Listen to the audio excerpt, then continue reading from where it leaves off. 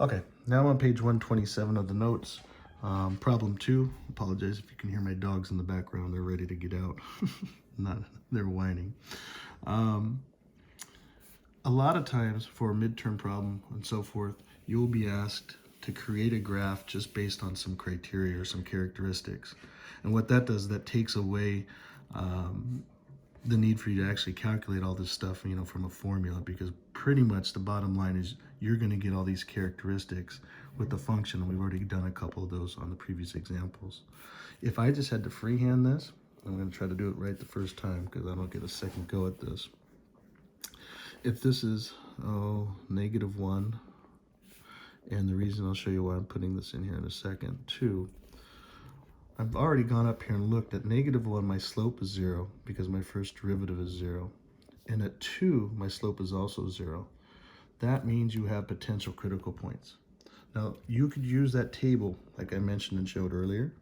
And what you'll see me do quite often is I'll chop this up and I'll just put critical point, critical point. In other words, I have to check in between here probably after and before to see if something's occurring. And I'm also going to cheat. I'm going to go down here to the bottom. And here it says y equals 4. So again, this is not to scale, but I'm going to have an asymptote in here. And I'm also going to have a vertical one here. So now, remember, where I'm putting these values, I'm chopping up my graph, those aren't vertical asymptotes. This one is. So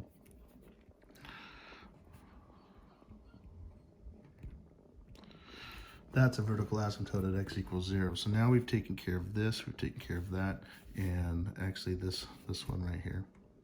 Now remember, I was telling you chop up your graph for a reason. This first derivative less than 0 just means that the slope will be negative at these values from 0 to -1. Notice from 0 to -1, I'm going to put it right in here. Excuse me, negative infinity to -1.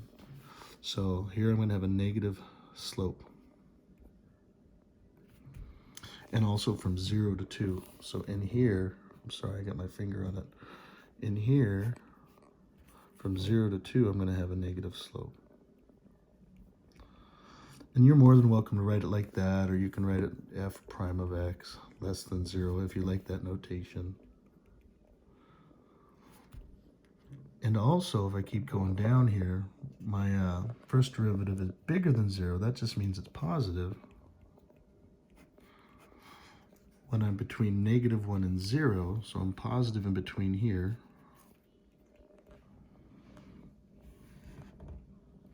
And also from 2 to infinity. So again, you can go through and do f of x greater than 0 if that helps. But notice what I'm doing. I'm leaving myself some room down here to kind of graph and also chop stuff up. I have a horizontal asymptote y equals 4 here, vertical asymptote here. And then I'm going to look at this, the second derivative to determine the concavity of some things. So notice what it's saying in this case. This is saying this is positive. If it's positive, the second derivative, then your graph is going to be concave up at those values. Now it's going to be concave up everywhere from -3 all the way to 5. So let's see. I'm sorry, from 3 to 0. So I'm going to be concave. Now notice I'm drawing down here. I'm concave up from -3 to 0, and from 0 all the way to 5. Now remember, I don't have a value at 0 because it's undefined. So I'm concave up everywhere. Just about everywhere, concave up. And the second derivative is going to be less than 0, or concave down, after -3. So if I make a value here, I'm going to be concave down, or before -3, from negative infinity to -3, and after 5, I'm going to be concave down. So you got a bunch of things happening simultaneous. You have the slopes and the concavity of the graph of what's happening. So the trick now is to just notice, I know from concave down to concave up, and put everything together. So I'm going to have an inflection point from concave down to concave up, And when you get this problem on a test, hint, hint, where you put it high or low won't matter if you're not given some kind of reference point to start with. All I know is I have to end up, as I go to infinity, at this horizontal asymptote more than likely. And again, this doesn't have to be the exact function, just a possible one. Now, concave down with the negative slope. Let's see, and then concave up with the negative slope. What does that look like? So I notice I have a critical point here. So that critical point, and notice I'm jumping between looking what's going with the concavity, at the same time looking about the positive slope to negative slope. If I have a critical point that goes from negative to positive, and the whole thing has to be concave up, I have 4 choices every time. So concave up, I really have this for a choice. Which one's negative? Well, this one's negative, huh? And I have a critical point here, and then I need to go to a positive slope. So notice what I'm doing is I'm just kind of choosing. I need a negative slope from here, right? I need to be concave up negative the whole time, hit a critical value, and then go to positive.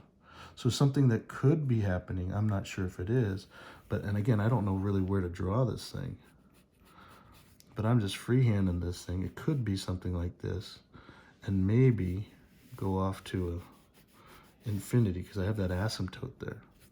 I don't know if this is for sure or not, but it does satisfy my conditions of having a critical point here. Everything's concave up in between here, right? And the only problem, though, is, well, no, I don't have a problem because I still have negative slope here. That's pretty good. Now, if this switches to concave down, all you'd need to do is do that. And notice you still have a negative slope, concave down to -3. I don't care if that's your inflection point, or then concave up this entire way. See what I'm doing? So I could make this go off to y equals 4 negatively this direction. And I'm just kind of freehanding this thing. I don't, again, it's just arbitrary, a lot of this. Now over here, what I'm gonna do at the same time is draw something that's negative to positive, that's always concave up. Negative to positive, check this out. Negative, that's concave up, to positive, that's concave up. So that almost, if I put those two together, almost a parabola, yeah? So what you can do, the only thing is it can only be concave up to 5. So I could do this. Maybe I come down here. And it doesn't have to come all the way down here. I could have come up here, it doesn't matter, to 5. And notice I have a negative slope everywhere before 2. My critical point's here at 2. And then a positive slope afterwards. Now I have to continue that positive slope, but change concavity, which means my graph, I don't know, maybe it'll go off like this. But this is a very crummy way, but that's my first sketch. So when you see this on a test, I'd get, and I've had a lot of practice, so it's gonna be very hard to try to put these together, but the best way to do it is just throughout your practice. So yeah, if I wanted to darken everything in, I'd come through on an exam and then draw this as a final thing on a clean piece of paper, or I draw a practice one on the test and then draw this on a piece of paper. Notice I've met all my conditions. So take a look at everything when you see it and try to put everything down. Again, these concaves up, it could very well be here. It doesn't matter, and I could go over something like that if I had to. But only, sorry, you could only curve when you needed to or change concavity. Hope that helps. Next video is coming.